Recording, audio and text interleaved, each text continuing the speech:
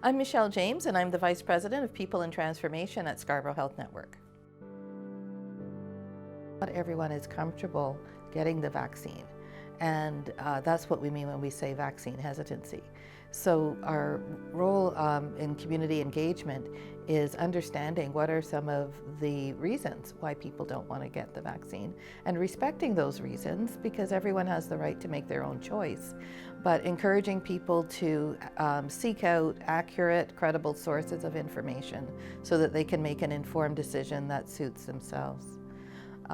So some of the reasons why there's vaccine hesitancy, normally we look at three different categories of vaccine hesitancy: convenience, complacency, and confidence. So convenience means some people may not go to get the vaccine just because it's hard.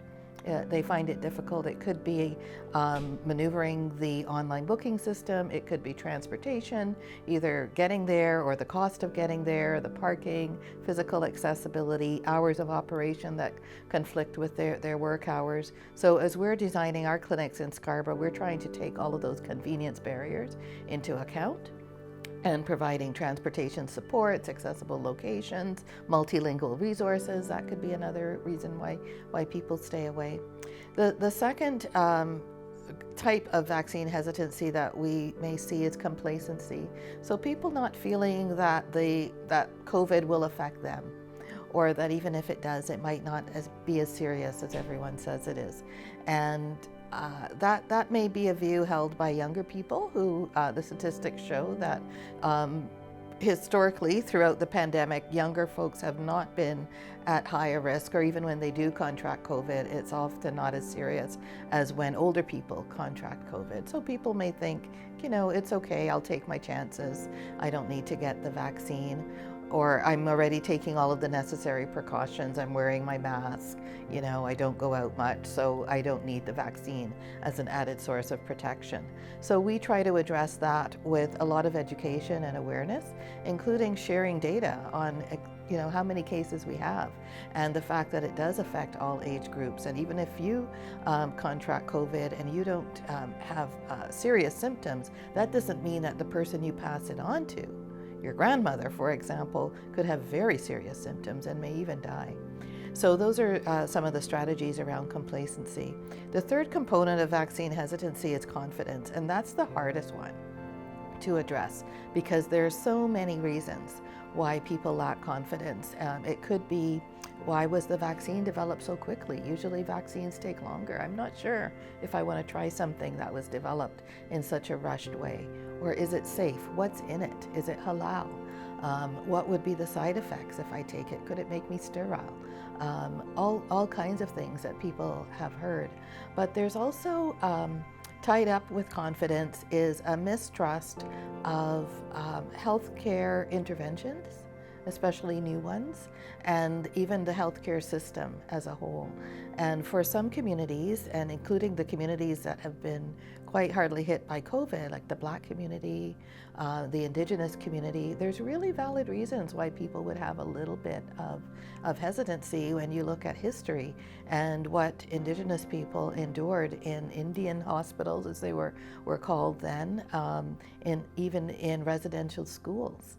Many Indigenous children were subject to medical experimentation without their knowledge, experimentation related to hearing and the ears. There's documentation of experiments around nutrition where children may have been denied certain vitamins or aspects of nutrition in their diet to see what the impact is on someone of not having that particular nutrient in their diet. And with the Black community, I think a lot of people have heard about the Tuskegee experiment, where Black men with syphilis were recruited and they were made to believe that they will be treated for syphilis, but really the intent was to see what happens when syphilis goes untreated. And this went on for decades with these men thinking that they were being treated, and really they weren't. They were experiments on women, female slaves, who were used to test out different kinds of obstetrical and gynecological procedures without any kind of anesthetic at all. And there's actually a statue that stood in Central Park until just a couple of years ago to the man, Dr. Sims, who was known as the father of gynecology, but he used female slaves to practice his new techniques without anesthetic. Lots of examples of involuntary sterilization on children, girls as young as 10, 12 years old, because they were from Black poor families. So those are just a few of the many examples that we know from history. But what we also know is that systemic racism continues today in every aspect of society, and healthcare is not protected from systemic racism. So it's not just the history. There are members of society, Blacks, racialized people, members of the LGBTQ population would also tell you about some of the discrimination that they face in the healthcare system.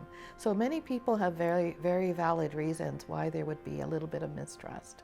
So we have to understand that, respect that, not judge, but give people information to help them make the right decision. And one of the things that we say a lot, and it was important to me in making my own personal decision, is to weigh the odds.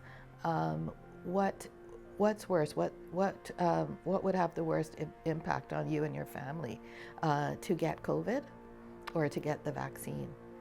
And we know that when people get COVID, many people are hospitalized, many people have died. But with the vaccine, the impacts, the side effects are much, much less.